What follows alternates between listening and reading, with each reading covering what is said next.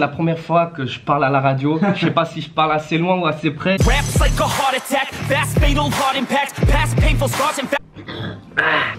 Ok yo, je te fais une famille aujourd'hui. On est mercredi. Ouais, on est mercredi.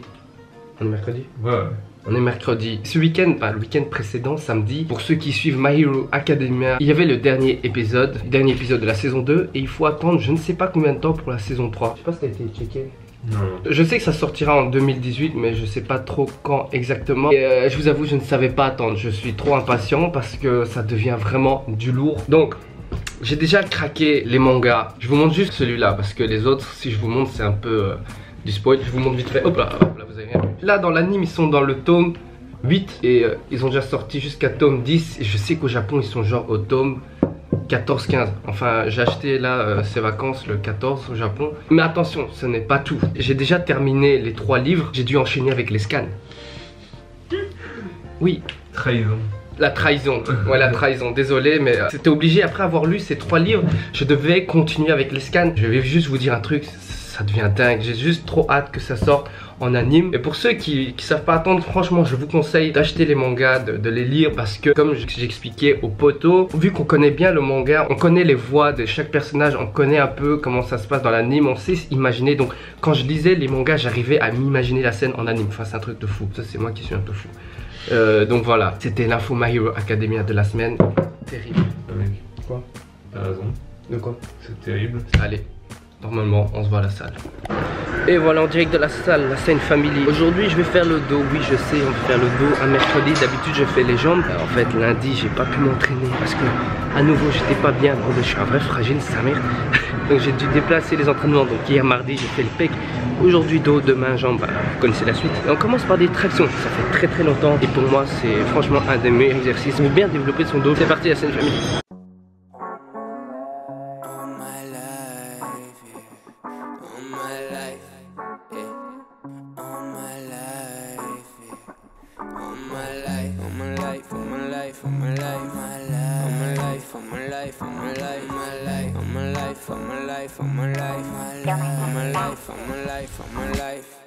All my life I've been working for the money.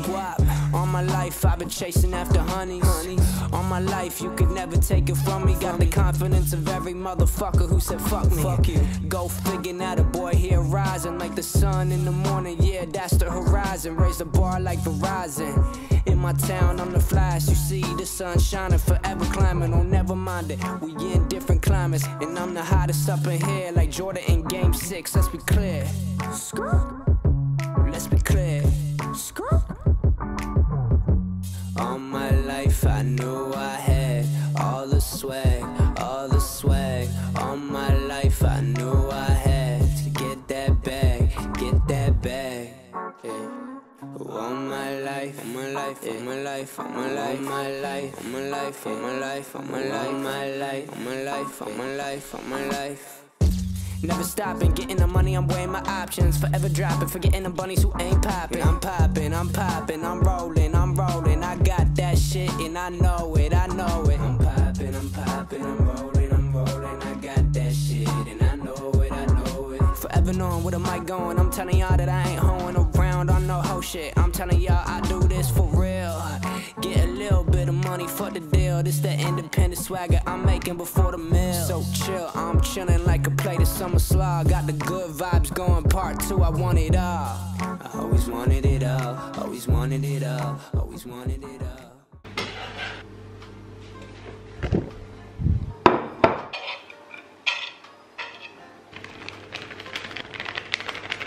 En mode Masterchef du bled. Donc, comme vous pouvez voir, mon assiette n'a rien de spécial, mais c'est un plat délicieux. Ces temps-ci, j'aime me faire des petits kiffs avec les patates douces. Et c'est trop bon. En plus, pour ceux qui font du fitness, franchement, c'est un très bon aliment. Ça contient énormément de fibres et pas mal de vitamines. Et c'est un goût juste délicieux.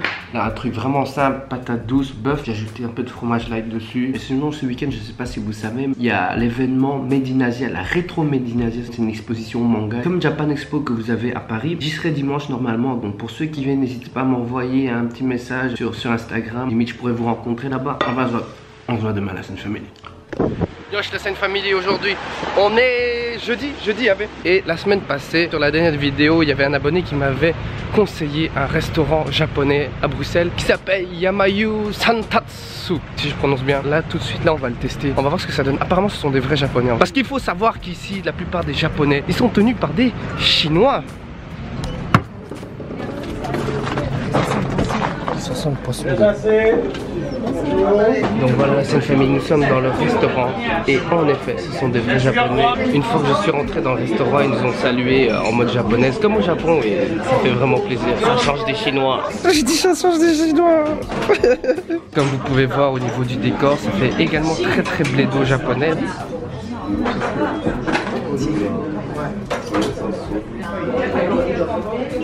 Donc voilà, en lunch j'ai pris du poulet teriyaki avec du riz et pour la copine des gyoza et un petit ramen. Bon appétit. Et bordel, c'est de là. Et voilà, c'était très bon. Je dirais presque aussi bon qu'au Japon. Par contre, le prix il est différent du Japon. On a pris le menu lunch, ce qui revenait à moins cher, 13 €. En tout cas, c'était très bon. Si vous cherchez un vrai japonais, comment ça s'appelle encore? Putain, j'ai oublié. Yamayu Santatsu. Yamayu Santatsu, je pense. Ok, la scène family, là je vais manger. Je sais, je viens de manger, mais on est quelques heures plus tard. Mais je vais manger mon pré-workout car aujourd'hui c'est séance de jambes. Je me suis fait des petites nouilles instantanées avec le reste de bœuf d'hier. Normalement, j'ai encore mon jus de coco qui a disparu, je reviens. Avec mon petit jus de coco bien sûr. Je vais vous dire un truc, je suis tout excité là en ce moment. Bon, on dirait pas parce que là je sors d'une petite sieste. Mais je suis excité parce que ce soir je fais un truc que j'ai jamais fait de ma vie. Je vais passer à la radio. Oui, je vais passer à la radio pour un petit interview pour une radio belge, Arabelle. Je ne sais pas trop comment ça va se passer. On m'a proposé ça l'autre fois si ça m'intéressait de passer une interview, de passer à la radio. J'ai dit directement oui parce que c'est un truc que j'ai jamais fait et je pense que ce serait cool pour moi de tester ça pour la première fois. Je vais manger ça, je vais m'entraîner puis ce soir la radio. Et j'ai dû faire une petite annonce sur mon Facebook comme quoi j'allais passer à la radio. J'ai mis le lien de la radio et regardez ce qu'ils m'ont mis, bordel. J'ai mis le lien de la radio et ils m'ont mis l'affiche de la publicité de la Reine des Neiges, bordel. Ça colle pas avec trop de Toussaint, trop de fragilité. Ne pensez pas que je fais de la pub pour la Reine des Neiges. Enfin soit, c'est pas très grave, on assume. Allez bon, on se voit à l'entraînement à la scène famille. Et voilà en direct de la salle à scène famille. Aujourd'hui je vais pas faire beaucoup d'exercices. Je pense que je vais faire 3 exos genre squat, leg press, leg extension, 3 basiques. Et ça me demande de bien se déglinguer. Allez c'est parti. Yeah, I spit raps like a heart attack, fast fatal heart impact, past painful scars, in fact I blast tasteful bars and packs, I back up my actions, fact don't ask, grab reactions, jacked attack with every word, then act with class as they hear me snap, I got nothing to lose, cause I fought and felt the bruise, now I'm not the one confused, call the shots and they produce, I ain't lost, I'm finally loose, pick a new silver excuse, I need the views to boost me to a new abuse of being used, everybody wants a piece now, y'all can rest in peace now, you're dead to me so peace out, remember you're discreet out, get ready for defeat now, I'm gonna make you bleed out, listen on repeat now and weed out all the weak now, get up and make a change, don't remember yesterday, if you got something to say, speak your mind before your grave, cause your life is yours to save, ain't nobody gonna change, everybody stays the same, so be different, make a name, huh? I keep on moving forward, always getting closer, march until it's over, and just like a soldier, I keep on moving forward, always getting closer, I march until it's over, and just like a soldier, I keep on moving forward, always getting closer, I march until it's over, and just like a soldier, I keep on moving forward, always getting closer, I march until it's over. Ok voilà, entraînement fini, là c'est une famille comme vous avez pu voir, j'ai fait que 3 exercices, mais 3 exercices avec énormément de séries. Le squat j'en ai fait 6-7 et les autres j'ai fait 5 séries. Là je vais me diriger directement vers la radio pour faire l'interview en live. Je n'ai pas trop parlé de la radio, mais la radio c'est Arabelle. C'est une radio qui s'adresse principalement à la communauté arabe, musulmane, berbère. Et oui, comme vous pouvez le remarquer, je ne corresponds pas trop au profil, mais voilà, c'est une radio de Bruxelles qui m'a invité. Et comme je n'ai jamais fait de radio, je me suis dit, bordel pourquoi pas, ça pourrait être trop rigolo, ça peut être vraiment marrant pour une première. Je vais vous y emmener là tout de suite. Je suis excité, c'est parti. Bonjour, chanté. Ouais, ça va? Ça va, tu vas bien, tranquille. Bonjour. Et voilà, c'est fait mis dans les radios de Arabelle. Ici c'est le local où il y a les enregistrements. Ouais. là, alors tu peux venir voir l'émission en cours. C'est la régie. Alors là, il y a l'émission qui est en cours. Ça, c'est cool. Je ne sais pas si vous m'entendez, là il est 22h, normalement je passe mon interview vers 22h30 et là il y a juste les studios devant moi. Accepté par le président de la région catalane. Je suis excité quand même un peu là. Dans les jours à venir, selon des sources au sein du gouvernement catalan. Je ramenais le photographe avec. Notre invité est déjà là, il est à l'heure, Baohan, fameux youtubeur musculation. Vous ne vous inquiétez pas, donc l'interview aura lieu dans quelques instants maintenant. Ok, là c'est à nous, là. Voilà, c'est bien, là c'est parfait. Comme ça, tu auras un retour sur ta voix, tu vois. Ah, c'est ça, c'est ça, c'est ça. Yeah, on est en live. Petite ambiance ici, en studio. Excellent. Notre invité est déjà là, est déjà en studio. Baohan nous fait le plaisir d'être avec nous. Baohan, bonsoir. Bonsoir tout le monde. Est-ce qu'on m'entend bien là? On t'entend très bien, ne t'inquiète pas. Parce que c'est la première fois que je parle à la radio. Je sais pas si je parle assez loin ou assez près, je sais pas. Non, franchement, t'es Baohan. On a préparé une petite interview rien que pour toi. Yes. Je l'ai dit en début d'émission, on t'accueille en tant que youtubeur bruxellois pratiquant de musculation en salle. Alors, première question, comme je le disais précédemment, tu es donc un youtubeur assez connu, on peut le dire, puisque ta chaîne culmine tout de même à 40 000 abonnés. Yes. Alors, Baohan, comment est-ce que tu expliques ce succès? Comment j'explique ce succès? Oh là là. On va dire que j'ai commencé déjà la chaîne il y a pas mal d'années, en 2015. J'ai lancé ça lorsque je faisais mes vidéos au Vietnam. J'ai commencé le vlogging au Vietnam. Le vlogging, c'est tout ce qui est blog, mais sous forme de vidéo. Et puis j'ai dû faire une pause parce que j'étais en pleines études. C'est des études de psycho. Et j'ai terminé l'année passée et je m'étais fait la promesse que une fois que j'ai fini les études, je me lançais à fond sur YouTube. C'est quelque chose que j'ai toujours voulu faire. Et une fois fini, ben voilà, je me suis lancé à fond, je me suis consacré à 100%, enfin je pense. Moi-même, je sais pas trop t'expliquer comment ça s'est passé, le succès entre guillemets. Je postais 3-4 vidéos par semaine et je voyais tout doucement les abonnés monter sur YouTube, sur Instagram. Ça motive à continuer. Et donc voilà. Le succès, c'est quelque chose qu'on n'explique pas facilement. Quand ça vient et tant mieux. Mais je pense que Hotman a une deuxième question à t'adresser. Yes. Alors pourquoi cette idée de te lancer sur YouTube? Ok, on me la pose souvent cette question et là j'ai une bonne réponse. J'ai été influencé, inspiré par beaucoup de youtubeurs américains fitness. Quand j'ai vu ça, je me suis dit, bah, c'est ce que j'ai envie de faire. Motiver les gens, inspirer les gens entre guillemets. Et voilà, je me suis lancé un peu dans le même style que, oui, je me suis inspiré de leur style de vidéo. Et je pense qu'aujourd'hui, j'ai un peu trouvé mon type de vidéo à ma sauce, quoi, on va dire. Avec un compte YouTube à 400 000 abonnés. 40 000, pardon.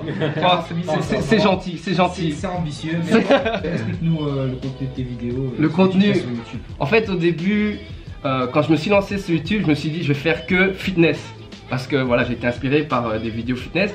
Et puis petit à petit, j'ai commencé à ajouter du contenu un peu lifestyle entre guillemets. Donc qu'est-ce que je vais manger, qu'est-ce que je vais mettre comme vêtements, mes activités avec les potos par exemple. Et je vois que dans les commentaires il y avait un bon feedback. Aujourd'hui je pense que je peux définir ma chaîne comme fitness mais en même temps lifestyle. Mais moi ce que j'aime bien justement avec ce genre de vlog, avec ce genre de vidéo lifestyle, c'est qu'on peut voir l'envers du décor. Parce que c'est vrai que il y a une dimension humaine qui se met en place et ça fait en sorte qu'on s'attache beaucoup plus aux youtubeurs que par exemple, je sais pas moi, si tu faisais juste des vidéos sur la salle, on te voyait comme une machine avec tes muscles saillants, tu vois, peut-être qu'on aurait moins d'attachement humain envers toi, mais là avec la façon dont tu fabriques tes vidéos en quelque sorte, ça donne vraiment cet aspect humain. Je suis sûr que ça participe au succès de tes vidéos. Vraiment, j'aimerais savoir d'où te vient cette passion vraiment pour cette discipline. Ok, donc déjà j'ai toujours été attiré par le sport, j'ai pratiqué du karaté, le basket, ping-pong, tout ça, les gros clichés quoi.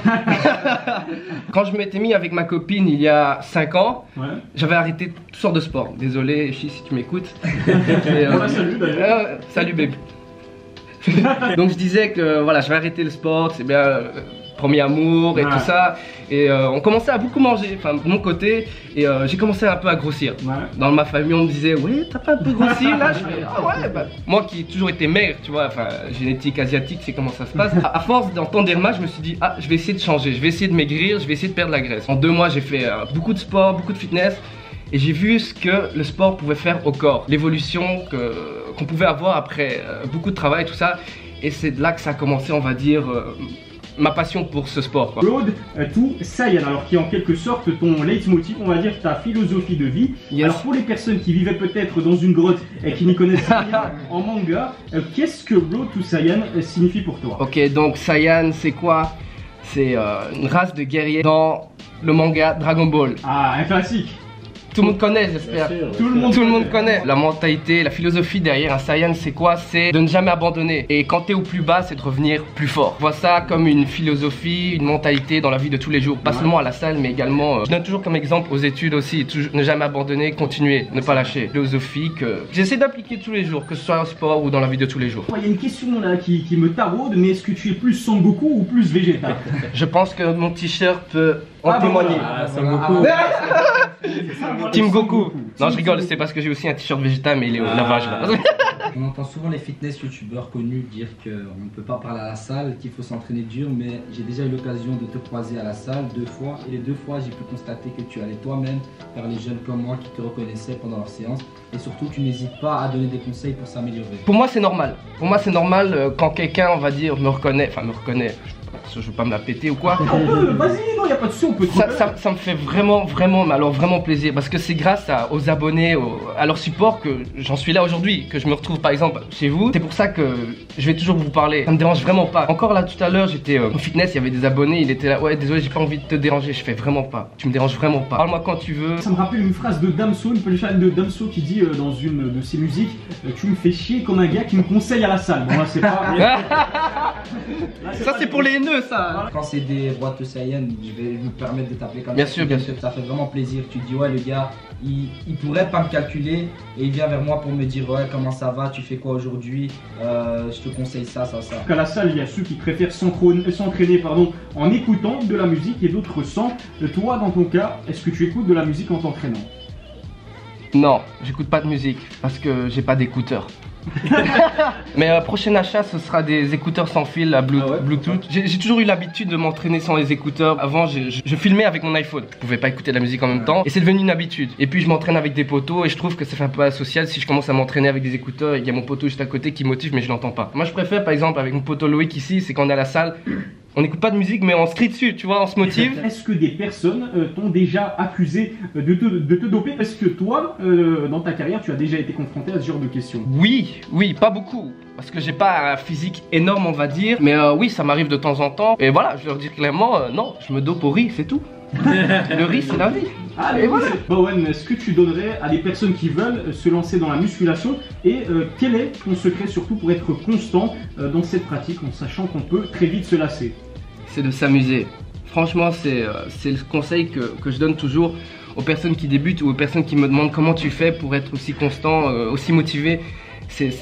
Faut savoir s'amuser parce que c'est vrai, la muscu ça peut être ennuyant, on va à la salle, on fait toujours les mêmes exercices à la même heure et tout ça, on mange la même chose, c'est pour ça que moi je mange un peu tout déjà. Comment dire, quand tu vas à la salle, faut voir ça comme un amusement, bien sûr on s'entraîne à fond, mais et voir ça aussi comme un challenge. Tes amis qui sont là tous les jours avec toi, est-ce que tu peux nous les présenter? Si à côté de moi nous avons Loïc, je le connais depuis maintenant presque 2 ans, c'est un partenaire d'entraînement. Et donc pour la deuxième personne qui t'accompagne, dis-nous tout, vraiment j'ai envie qu'on présente, parce que souvent tu vois, quand on a une personne qui attire la lumière, on peut dire qu'il y a également des personnes qui travaillent dans l'ombre, qui travaillent dur pour que cette personne atteigne la lumière. Donc voilà, donnons la chance à tes collaborateurs de se faire connaître et de se faire un petit nom grâce à Arabelle FM. Je suis désolé, mais j'ai encore oublié ton nom, frère. Attendez, à la base, je devais venir avec Loïc et puis Loïc était avec son pote. On s'est retrouvés à 3 quoi. D'abord, un grand merci à Arabelle d'être présent pour l'interview parce que c'est la première fois que je fais ça. J'ai toujours parlé à ma caméra et aux abonnés en in real life, mais là, un interview à la radio, c'est une première. Merci à vous, c'était une chouette expérience et merci aux abonnés, à la communauté de Road to Saiyan, comme j'appelle la Saiyan Family, parce que c'est grâce à eux que j'en suis là aujourd'hui. Je reçois un énorme support, un énorme soutien des messages, des commentaires sur YouTube. J'essaye d'être le plus proche possible avec eux parce que franchement c'est une communauté superbe et merci à tout le monde.